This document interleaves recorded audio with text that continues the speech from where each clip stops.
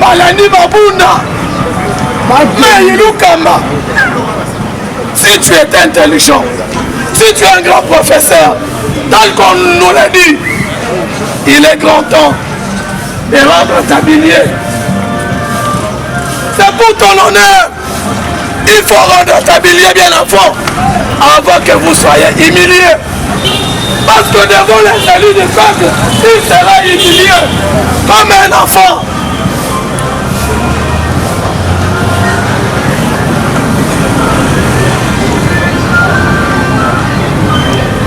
Sikoyo ayoki kekosio eyini monsieur bandi avoyage ke Katanga okende Katanga tokanisi peut-être quelle mission de service Fatime tokanisi quelle mission de service nzoka ke bokutana na Hippolyte Kanambe bapesa ye ba-instruction ya komoya pour répondre devant les élus du peuple. À s'entêter, à s'enorgueillir pour la ya abou dia. Tout ça, les abadiabo ya FCC. Yango tolobi ke ministre ya transport azali ya FCC. Mais la minute oyo Ilukamba masola esikaka te esalini esili donc beta est-ce qu'on a suka po nto clôturer la minute oyo vient bon moment ezosala lisusu Fajibe yango toyebisi bino sikoyo toshite tolobi ke nouveau gouvernement ekozwaka 30 ministres voilà mama Mamou Massa Lumbe Mete Koya ezali UDPS président de la République Antoine Sekedi Tshilombo Fachi Beton Moubantombolo Moukishimo Mai papa gratuité papa propre to beni aigle volcan na minute oyo tozobenga esiko le premier fils Yanza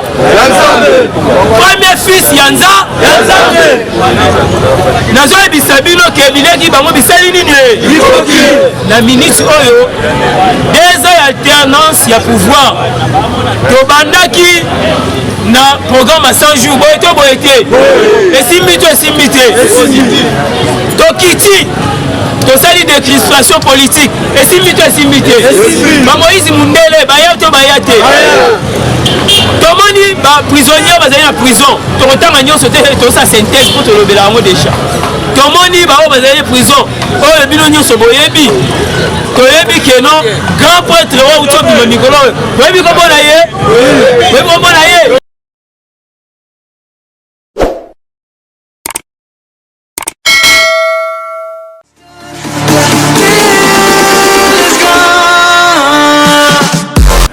Papa Membe, Papa Demolobe, Papa Katitebe, Papa de Moutobe, Papa Union Satrebe,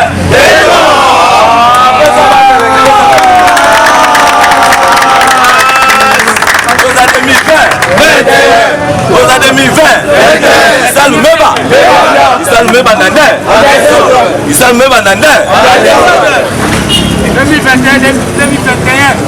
21e siècle. Le président vivant. Regardez bien, regardez une minute de silence.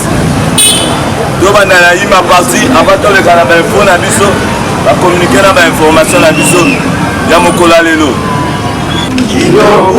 La démocratie.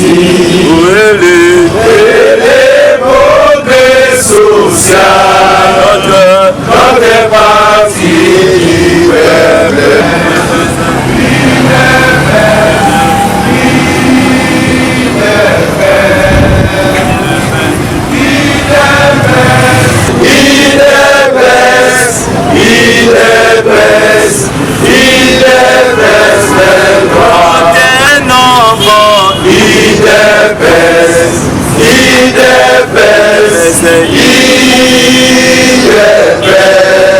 IDPS, IDPS 23.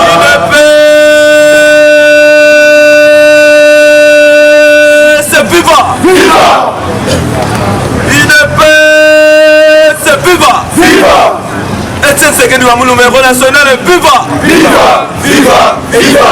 Etienne Sekedi, héros national, Félix Sekedi, chef de l'État, Fadji, béton, Lifouche, béton de Dieu, Pasteur Président, Aigle Royal, Volcan, boum! Fadji, béton!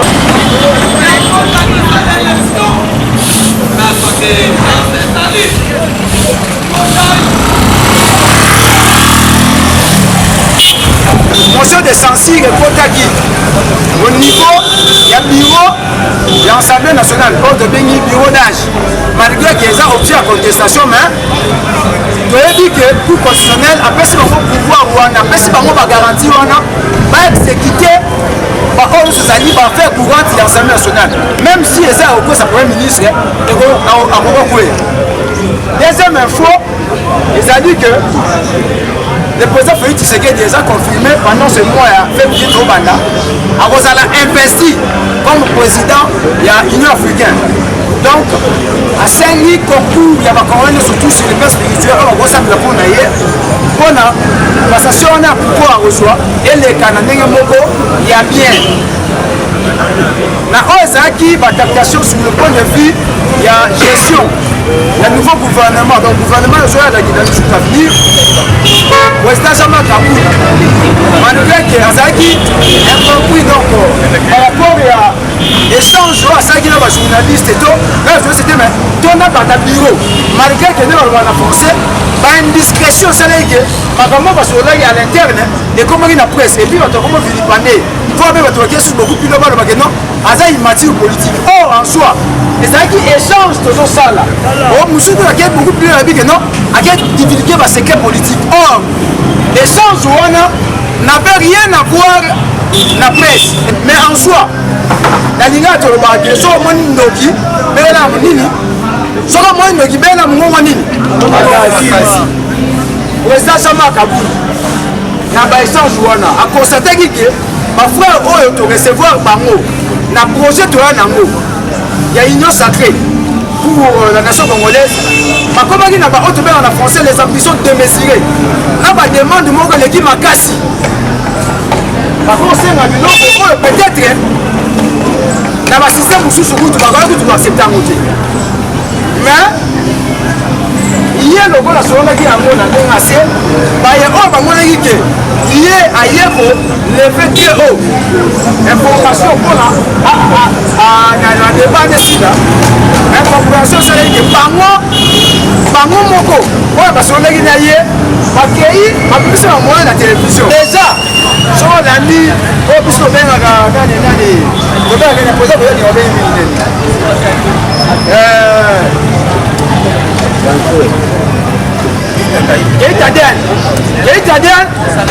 pour la justification des années.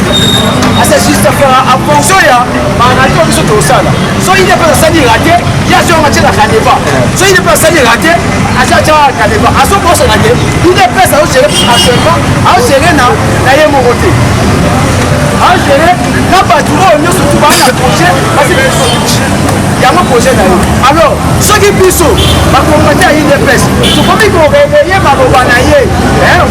Je suis parti, et comme le rôle là, je suis aidé à soit politique d'ailleurs. Or, Bisso, pour ça, il faut qu'il dépense avant de sa politique naïe. Soit il dépense avant de sa politique naïe, les populations vont vivre réellement progrès social autre pour la dépense. Il y a un assaillant à combattant. Si le point de vue de la pensée, c'est atteindre au comment. À chaque fois qu'il y a un problème, au comment, s'il y a aidé le président, même à distance, pour aider le président, ça va conseiller le bébé. Même dans le WhatsApp, même dans la plateforme, nous sommes là, il y a aussi l'information. Et ça aussi une manière d'aider. Attends, même via ses conseils, avant de glisser l'eau au moins, et aider le pays peut avoir français. Il n'est pas suivant. Il n'est pas suivant. Vraiment, les longs zone de télé pour la volonté, il y avait une Rania Moussa Zahara. Bachibe Kabila Kaya Bayou Mose Dema Moï. Bonjour à tous. Le lundi, le 25, les jours se suivent, mais ne se ressemblent pas. On a parlé aux la presse, on a fait ce titre, il y a pas point saillant, donc on a fait la sika. On a parlé à Monique Ngonga Moussale Koki. Donc on a d'abord sur les deux arrêts, il y a cours constitutionnel, on a baissé plein pouvoir dans le bureau d'âge pour installer la Moussala Nango et assumer l'affaire courante. Il n'est pas suivant. Deuxième point de Colobela, motion confidentielle, on va déposer contre Pépé Ilou Kamba. On a séjourné pour la Katanga. Et troisième point, donc on a la Mahema Tali, ministre de la santé publique, monsieur Etienne Longondo, on a mis au moins une somme, il y a 300 000 $. Après, il y a un cabinet du sang, au Bénina Kunzala Nzoko. Donc on a la paix. Apparition à chef de l'État, Namatanga, il y a général Mukutu, Oasili, Kolia Paou, Kola Rosanga Koyoka.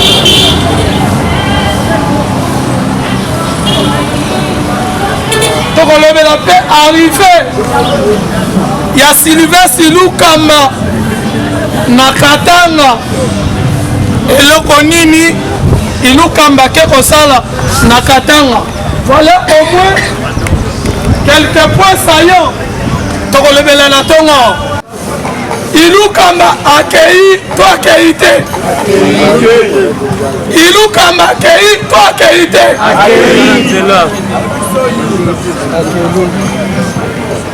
Osboyata, chômeur, Eteli Longondo, chômeur lokola ngai na minute.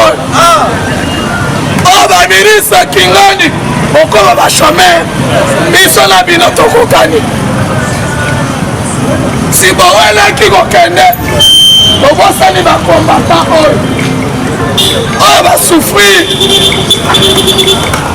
Est-ce que na manifestation ntango basalaki koya oza kotinela bango bainvitation lelo na ngonga ya partage ya gâteau?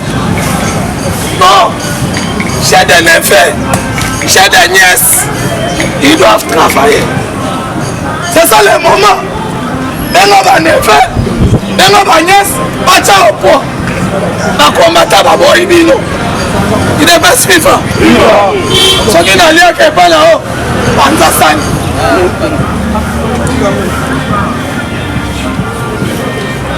Un député a signé des bails à Ilukamba. Comme à Kotsaki déjà, aussi depuis le vendredi, il fallait battre temps dans 48 heures. Comme les 48 heures, et ben nous tombons le dimanche. Par repoussant au lobby, il faut Ilukamba. Devant les élus du peuple pour se justifier. Après, avant la bisarasa nini, akeni. Alani mabunda. Ilukamba, alani mabunda. Mais Ilukamba, si tu es intelligent, si tu es un grand professeur, tel qu'on nous l'a dit, il est grand temps de rendre ta billet. C'est pour ton honneur. Il faut rendre ta billet bien avant, avant que vous soyez humiliés. Parce que devant les élus du peuple, il sera humilié comme un enfant.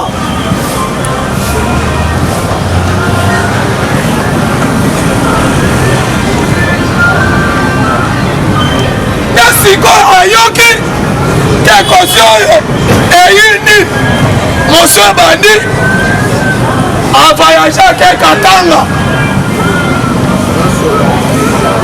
okende Katanga tokanisi peut-être ake na mission de service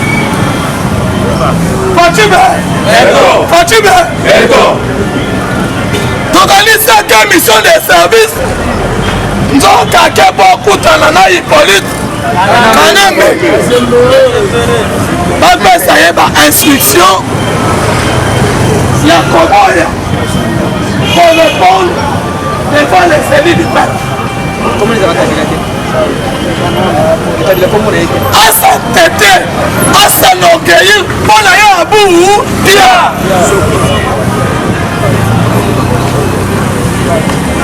Ayebisa ye bakosa ye, te ya kinga kati, toko protéger yo kuna, toko tchela yo ciel, toko sale lo nyonso, mutoko touche yo atate.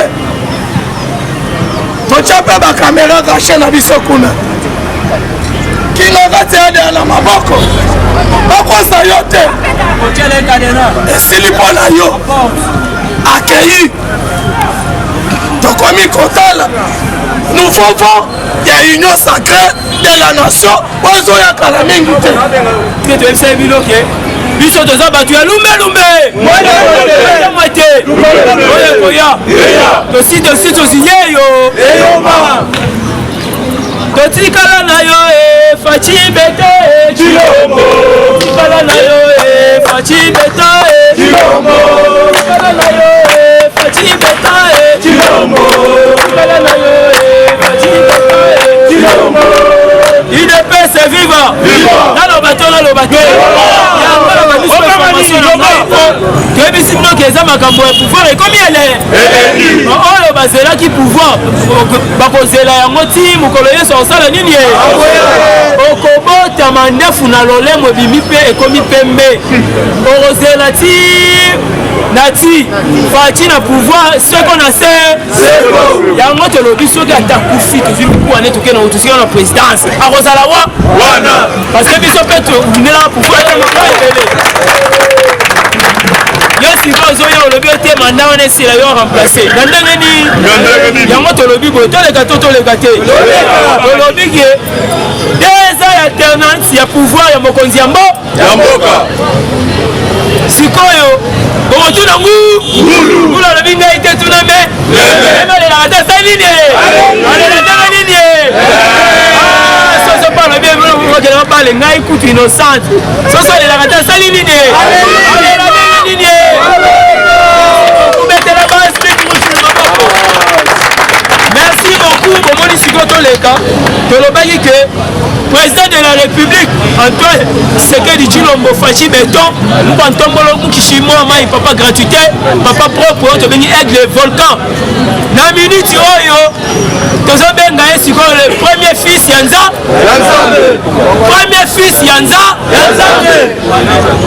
nazo ebisabino ke bileki bango bisali nini na minute oyo des alternance ya pouvoir tobandaki na programme à 100 jours boye to boye te esimbi te tokiti tosali décrispation politique esimbi te bamoïse mundele baya to baya te tomoni baprisonnier bazali na prison tokotanga nyonso te tosa synthèse mpo tolobela yango déjà tomoni bao bazali prison oyo bino nyonso boyebi toyebi keno grand prêtre oyo utobima mikolo oyo boyebi komona ye lelo bomoni sikoyo masolo ya godame ezokoma daya na nzela parce que 4 bateau eye de kovanda na bomba mwanda moko ke na Tanganyika moko ke na nini na Laki Albert tokolia nde sikokote mpe masolo ya train toza deya na train ya mabe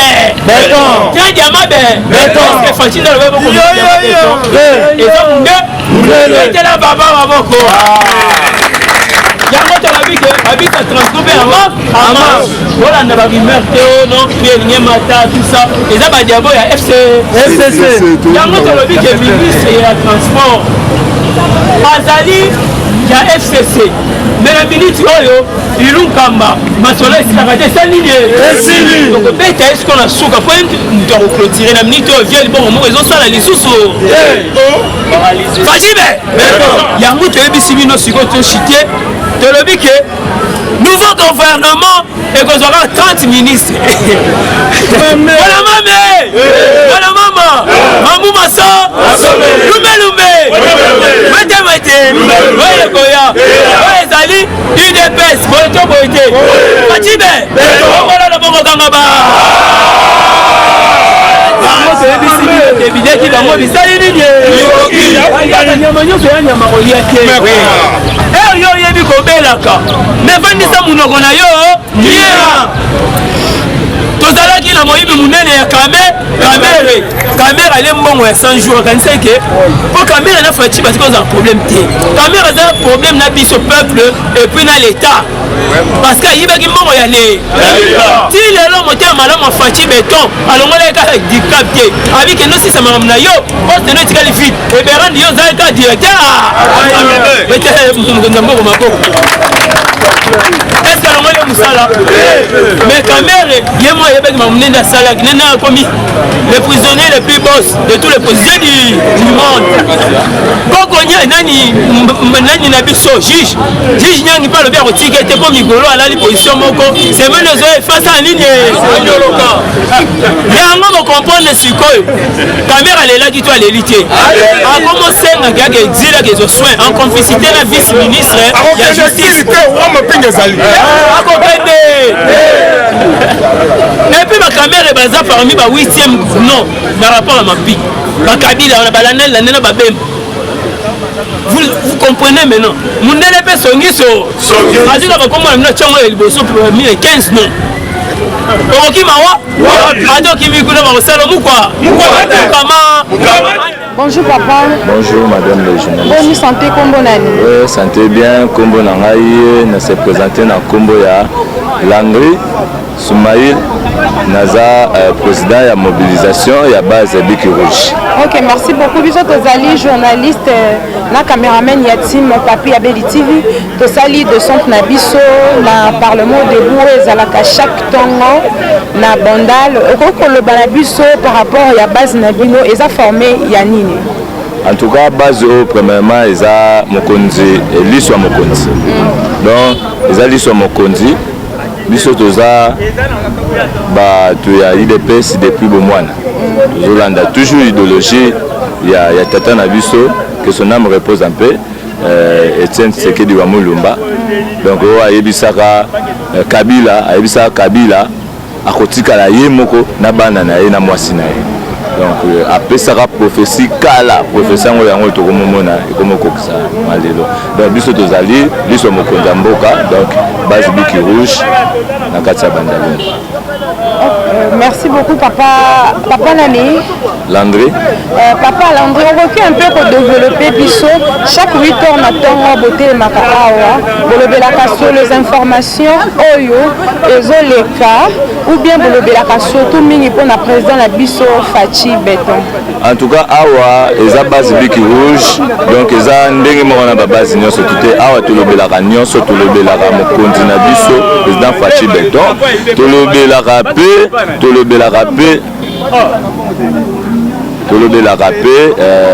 fo nyonso tozeleka na mboka donc nyonso tolobelaka. OK, merci beaucoup papa André. Ozana lika mususu akobakisa. En fait na pesika merci na mokonza mboka pona souci aza nango pona ba congolais. En tout cas tozobwaka les ba fleurs rebelle tozobeta kaka tozobenda bato nyonso tout bazo continuer koluka kosala mabe na mboka oyo oyebi ndeko le journaliste biso toya bacongolais oza mabele na biso Félix alobaki tokobanga eloko te eza mabele ya bakoko na biso.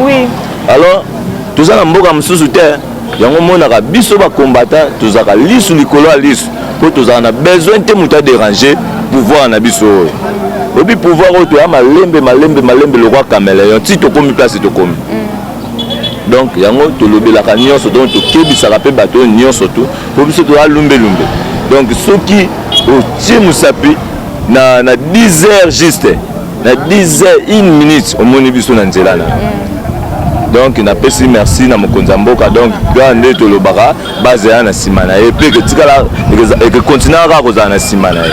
Ok, bon souhaitant après un jour président Faci Moura Kitara na base en tout cas souhait na biso d'ailleurs eza demande na biso ya ntango nyonso to je crois omoni tolobi bandal c'est Faci omoni nde baloba bandal c'est pareil mais komi bandal c'est Faci donc tosouhaita mokonzi ya mboka ya donc bato nyonso omoni secteur oyo nyonso to donc tosala effort chaque parcelle ezala na moto aidps donc na mosala tosala mobilisation makasi tosala chaque parcelle à koto quartier nyonso to quartier Lingwala donc moto aidps ezala tosouhaitaka mokonzi ya mboka mpe akitala na kati ya base atala mpe bana na ye ndenge bazoévolue na baide bacadre bato mayele baza na kati ya base oyo donc basouwe eza ebele mpona mokonzi ya mboka akita vraimen na kati. Ok, merci beaucoup Papa André.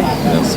Toyoki que samedi oyo pasteur Mukuna kozala vraiment na parlement debout na bandal arrivé na ye awa na parlement debout et kozala pona nini to lobela ka makambo oyo to lobela tout temps il y a IDPS na président Faci Beton.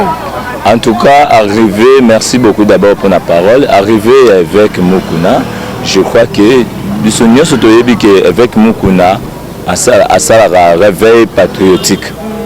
Alors tolobaki bon le quoi il y a un notable na biso à bandal faut expliquer peu ba combattant réveil patriotique et lobinine faut que le combattant ba yeba réveil patriotique o eza vision ya avec Mukuna yango samedi o akozana biso à partir déjà ba 8h à lobela biso c'est réveil patriotique mais ce qui peut ça ba info pour na Faci Beton akopesa biso tokoyoka ngo en désordre. Bah information en désordre. Donc nous sommes le barango en désordre. Donc tous les en désordre. Pour tout en ce qu'on libère ok. Donc tu vas nous prendre en désordre. Donc merci beaucoup. Bonjour maman. Kombo nani? Kombo langai Landu Tusiki la Rigen. Papa Landu Tusiki la Rigen na parlement debout et salamaka awa chaque 8 heures aux anani. Bon, nga awa naza parmi ba membres ya comité na kati ya parlement debout biso nde mututo organiser makambo nyonso eleka awa donc je suis parmi le bureau donc voilà. Ok, merci beaucoup papa. Toyoki a na tongo la pesi biso ba titre par rapport à motion contre Ilou Kamba 301 députés ba signé Toyoki peli sous 2 ans d'alternance il y a président Nabiso Faci Beton et à Sali Tomoni gratuité Tomoni saut des moutons Tomoni makambo belé à Sali na 2 ans d'alternance à pouvoir pour na yo papa na base de Koutio au gros bâti la biso makambo susu. Voilà na kobanda liboso na 2 ans il y a mokonzi mboka wa Sali na mboka na biso étant que président de la République. Tozo essayer d'abord balongoni ebele sikezwami vraiment le président de la République pour moi bilan ya Sali est d'abord positif. OK, donc tozo mona la magistrature na ye banda koti na moni biloko ebele salami ba exilé politique bazonga ki na mboka bato baboya ba bazonga na mboka ba permettre bango même pas ba postuler na élection 2018 to moni bazongi to moni ba prisonniers politiques babimisi bango loko le dit à peine parce que les gens balobaki que non tokoye ba soka za mo condition babimisi dit à peine tout le monde pas bimisi dit à peine tout a changer version non tokoye ba soka za mo condi so Renaissance gagné Barcelone na Katsatera Barcelone donc tout le monde ba aventurier.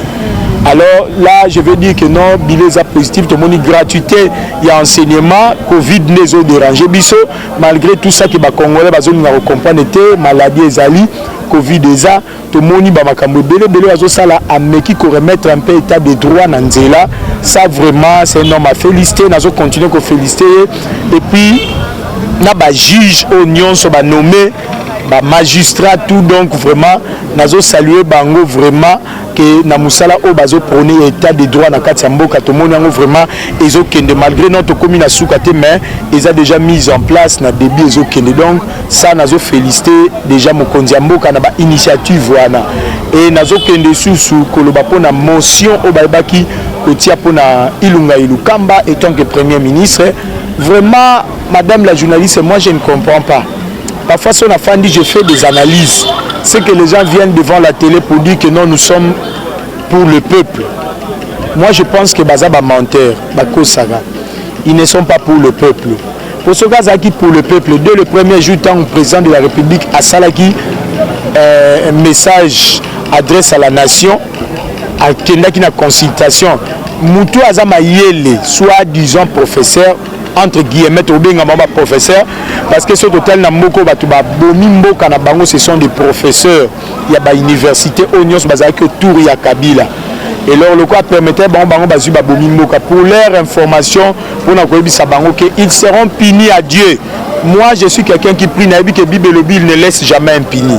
Donc bango za l'impuni na ba génération na bango bana na bango. Comment bapesi coalition ekufi yo premier ministre ozaki fruit ya coalition tu ne veux pas démissionner au fandi la place wana donc ozo compter même pas ba honneur na yo pona mwana moko mukie azana étranger ayi azo diriger bino et tu restes fidèle derrière un petit enfant ou aza koko na yo toi tu restes fidèle je ne sais pas comment on peut expliquer et puis tu vas venir devant le peuple le baké non oh non bisonné to zabo to défendre le peuple na ba peuple balanda bango je ne sais pas ni sans pour autant que la moutaï de PS. Je suis étonné parfois sur la fin d'une analyse nanga na mona de tels gens ba professeurs bazo sala babilo ka bon n'habite bazo promettre ni na mabele ya nani na bango Kabila bongisi Rwanda comme première producteur ya coltan en Afrique au baïba na Congo il fait ça pour son pays ba descendant na ba rotika na pays bien mais bango bato ba koko na bango bana na bango o ba botami na mabele o ba ozala wa même bandeko na biso bazana katanga faut bazwa na conscience wana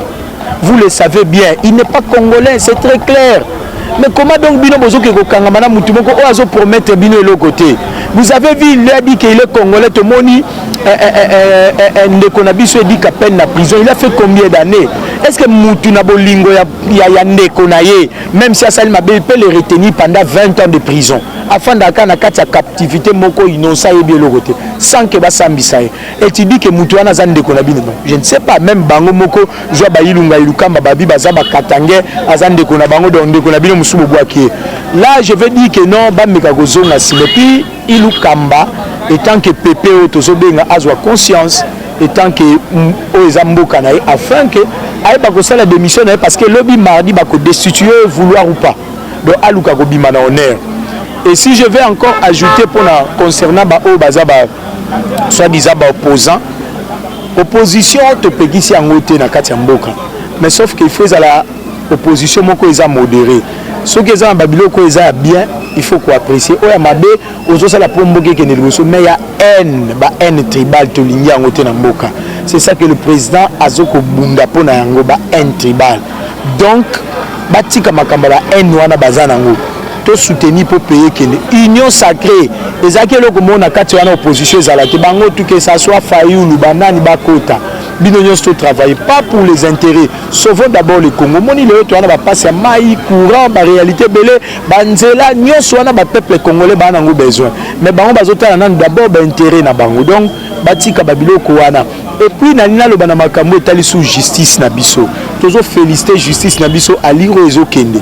Ne faut pas laisser bateau baza ata baza na kati ya union sacrée s'il y a les gens au basalaki mabe ba futa mabe na bango benga bango na justice ba se justifier devant comment ba gérer ki mboka ndenge zalaki na ba point na bango ba travaillaki donc c'est ça vraiment la démocratie ngelo baté soko ye union sacrée comme un blanchissement non ce que salaki ba peine na yo to moni yango a ba bimisi rapport ya mapping bazwa ba nyonso baza ba seigneur de guerre ba bomi économie ya mboka bazwa bango bakanga bango ba batekaka ba minerais d'une manière illégale bakanga bango parce que mboka eza na besoin ko kende président Fachi to lancer vraiment message au pana yo tant que batu ya base rubrique rouge yo landaka biso na TV. Je suis parmi les gens avant le cas de magistrature moi le seigneur m'avait déjà parlé.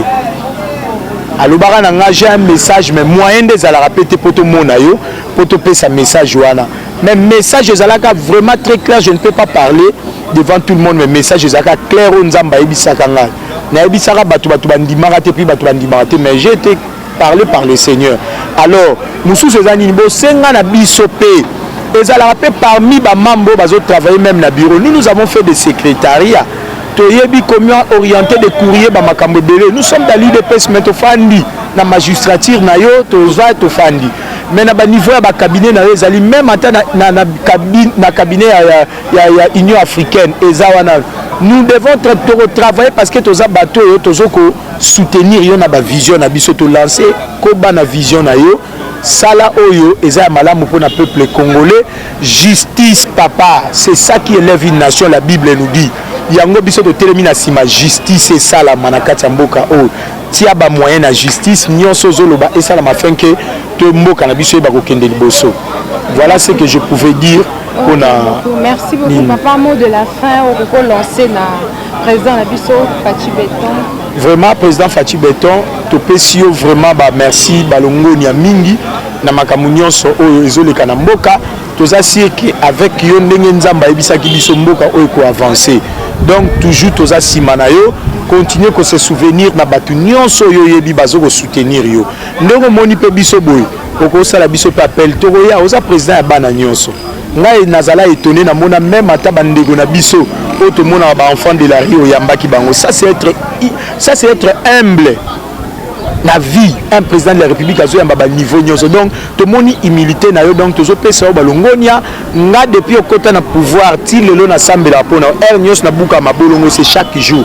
Je prie pour que Nzamba batte la yo après sa sagesse na intelligence afin que travailler bien. Donc, tous les ko sambe la pona yo balongoni belé mona base bic rouge ne to telio banderole wano moniango eza pona ko soutenir ba vision na yo salise la biso banzela mai courant en tout cas so ba déjà wana ba ko interpeller bango ezala pe avantage pour na biso to ko sepela parce que kalamine te to initier marche pour contre batouana do benga bango avant de to initier ba justice benga bango to ba pourquoi ba biloko wana pour na moment ya Kabila e baneko bima tangu yo ye ba kati yango de to compagnie ke zanko babimisa biso mai na ba pompe batiaki sima na ba bumbu ba selemba bazo souffrir pour na mai y compris na bandal ba forage comme ebele loko ane ko zala te ezate ke to kendo sala forage pour que biso to koma ke non to sali forage a muto sali forage non mai tondi biso na Congo a ba fleuve ebele zwa bato wana nyonso bazo sala kanai banda na setina likolo longola bango biso to capable de travailler. Je peux devenir DG ya régie des eaux na koti le lobby totali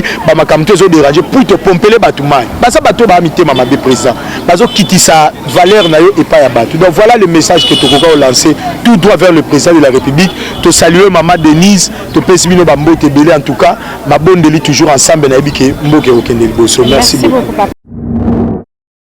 Un réel plaisir de finir cette belle émission avec les combattants de l'UDPS Binomoko Bomoni Ndenge Balobi. Donc tozalaki bongo na parlement debout et salamara chaque 8h na ba combattants ya UDPS na Bandal boyoki Ndenge Balobeli à propos ya makambo nyonso et sur les actualités o ezoleka na mboka na biso na pesi merci na bino nyonso bokolanda émission na biso na chaîne na bino Team Papi ya Bedi TV. Pesi merci na ba combattants nyonso ya UDPS ba soutenaki biso vraiment tout caméra la biso peut aux image sans quelque chose sans eloko donc ba compliqué bisoté na pesi bango vraiment merci beaucoup Nzamba Pambola bango na pesi mbote nanga na boss na ngai Papi ya Bedi makambo 3 fois champion d'Europe na pesi merci na équipe technique nyonso ya Team Papi ya Bedi TV eza bongo votre humble servante Jenny Ala autre Madija l'invincible soki Nzamba zongi te to komona na lisusu bisous bye.